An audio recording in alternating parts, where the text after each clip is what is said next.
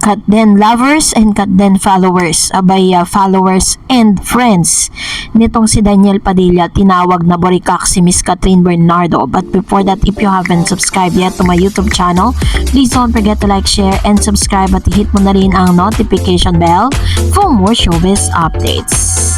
Of course, before anything else, syempre bago tayo magpatuloy, nais ko po muna magpasalamat sa lahat ng mga legit viewers, subscribers at ang lahat ng mga legit na nagmamahal, sumusubaybay sa lahat ng ating mga updates. Maraming salamat po.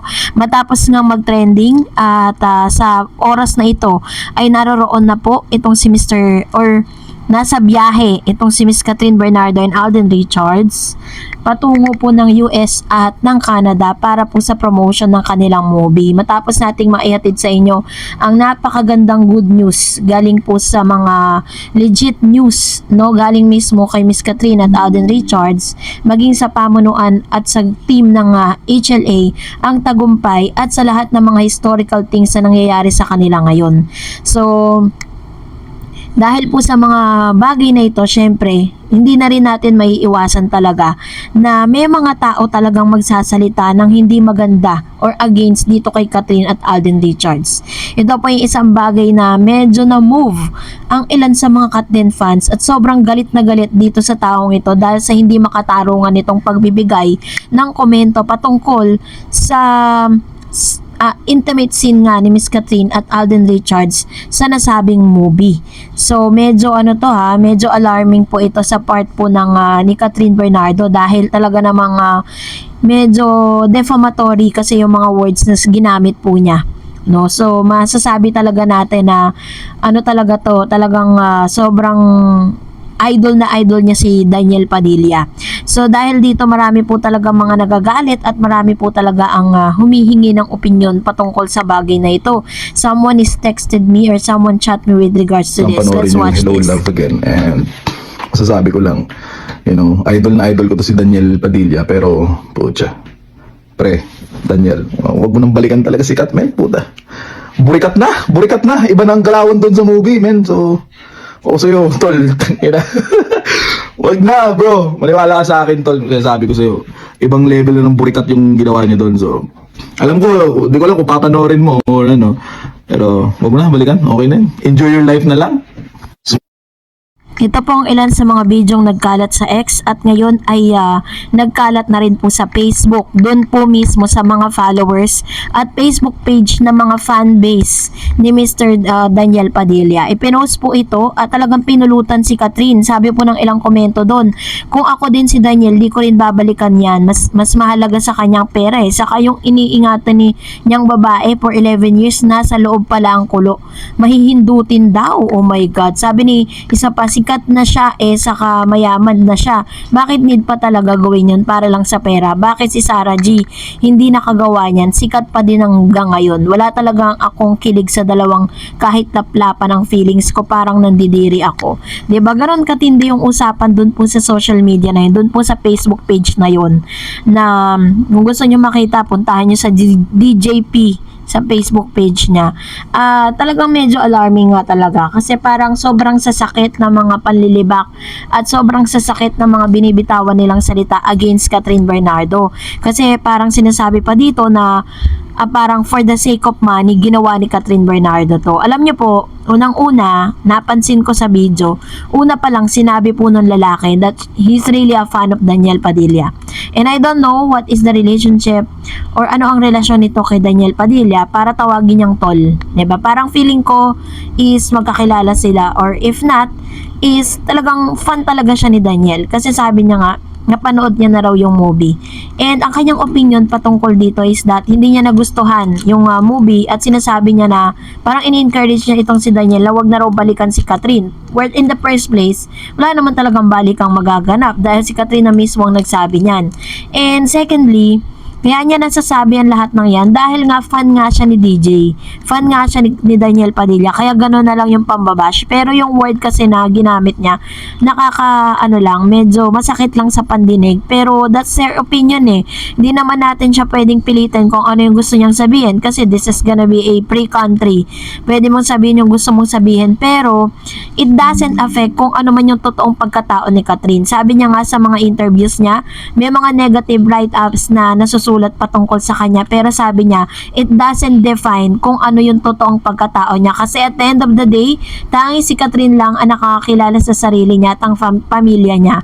So, hindi dapat siya magpa-apekto sa mga ganitong klase ng tao. Pero, syempre tayo bilang fan, medyo affected tayo. Ako nga, nung nakita ko yan, medyo affected ako kasi ako na mismo na nakapanood ng movie. Hindi ko naman talaga masasabi na sobrang bastos yung kanilang scene doon, ano. That's really a part of the movie. And, di ba parang mas masagwa ata at mas burikat ata na ikaw mananakit ka ng ibang tao. Biruin po ninyo, hindi pa man napapatunayan, o hindi man sinabi sa publiko na talaga may cheating na naganap between them, pero di ba mas masakit at mas masagwa at mas burikat na mangloko ka ng isang tao na naging faithful sa'yo for almost how many years. Di ba yun yung pinakaano doon? So, wag na rin talaga nilang asahan na babalik pa si Catherine dahil in the first place, wala na pong plano yung tao na balikan yung taong nanakit sa kanya. And for that, narito naman ang ilan sa mga komento at reaction po ninyo patungkol naman sa ating latest updates. So, unahin po natin ang komento mula naman sa kay Mr. Ireneo Rodriguez Mesa. Sabi niya, grabe ang support ng mga fans, kasama tayo doon. God bless. Congrats Kat din. Salamat Miss Tared sa update lagi. Ayan, thank you po Mr. Ireneo sa inyo pong komento. Of course, sobrang init po ng suporta. Kaya yung mga bashing, parang hindi na rin sila nag-i-exist at hindi na rin talaga parang parang tumatalbog na lang talaga. Sabi ni Miss Cherry, mas bagay na sikat kay Alden dahil parehas ang kanilang mga opinion at mga positive thoughts. At saka ngayon lang tumawa ng ganyan sikat, noon tipid lang ang mga tawa. True, kasi nga merong bantay, 'di ba? So, sabi pa ni Miss Rowena Flavier, wow, silang dalawa lang talaga.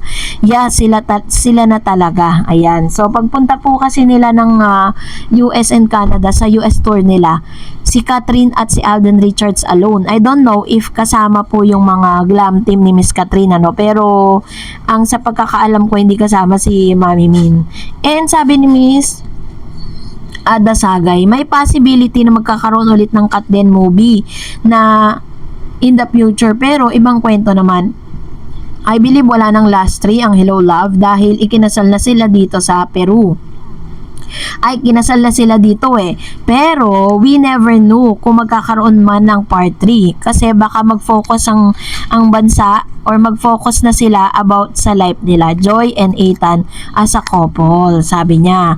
And of course sabi niya na may anak na. Kung mangyari man yan, ay baka si Olivia Lamasan or May Cruz Alviar ang mag-direct sa kanila kasi ayaw na ni Direk Cathy gumawa ng family movie.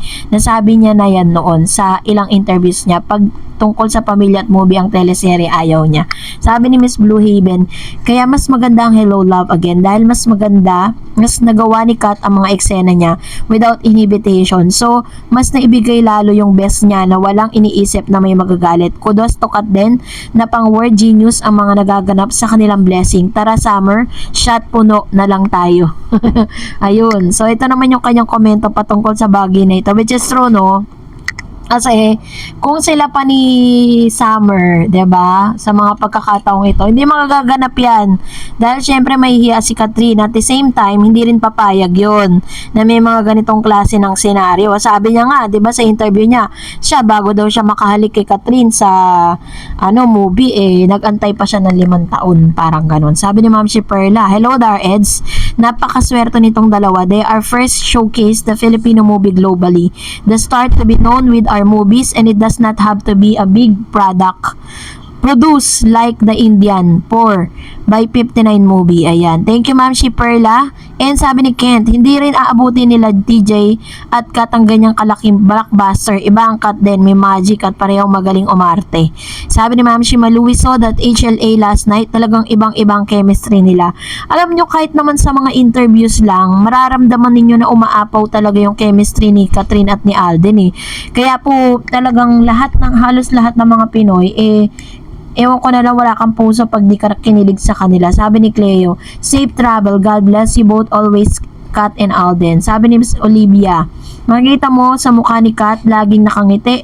Makikita mo sa mukha niya ang saya. Totoo yan. Alam niyo, habang nakikita ko po sila at napapanood ko po sila, nakikita ko talagang she's really happy now. Sabi ni Miss Reza, hello Miss Dars, grabe, nag-uumapaw talaga ang happiness nating lahat sa Kat din.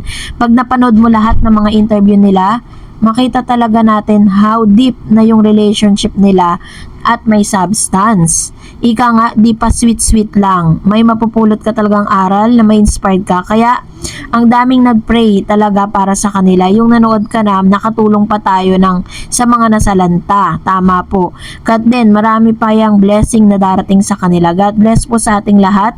Salamat Miss Dar sa always support. Grabe din ang support mo. Ayan. Thank you Ma'am Shedex lagi. Sa inyo pong palagi ang panonood. At lagi po ninyong pagkomento at pagbibigay opinion sa mga bagay na ito. So, part din po kayo ng success ng Kat din, ano? Lahat po tayo ay parte ng success na ito. And, katulad ng lagi kong sinasabi, it wouldn't be possible without all of you guys who support all the way, 'di ba? Talagang mainit na suporta ng Kat din. Sabi ni Mr. Renato, and take note, traveling abroad na sila lang dalawa. Wala si Mami Min na hindi nagawa ni Daniel dati. Parati nilang kasama si Mami Min every time mag-travel sila ni Kat abroad. While kay Alden, wala Mami Min na nakaalalay kay Kat. Kasi may tiwala si Mami Min at ang Bernardo family kay Alden. So sorry Daniel, hindi kasi ginagawa ng matino, parang laging sabog na parang nakasinghot ng kata. Ito naman po yung kanyang opinion patungkol sa bagay na ito, no? But anyways, so we are so happy sa mga nangyayari. So kung meron mga bashers, meron mga ganyang klase ng tao sa paligid nila, is hindi po makakabawas yun sa kung anong pagkatao meron si Catherine Bernardo. Sabi nga ng kasabihan, you can't keep a good man down. Well, kung nagustuhan mo ang video na ito, huwag mo kalimutan mag-like, mag-share, at mag-subscribe, at i-follow mo na rin ang aking Facebook page, Dareds TV. And also, I have my TikTok account, which is Dareds TV. Pwede nyo rin po akong i-follow doon. Thank you for watching, guys. God bless everyone!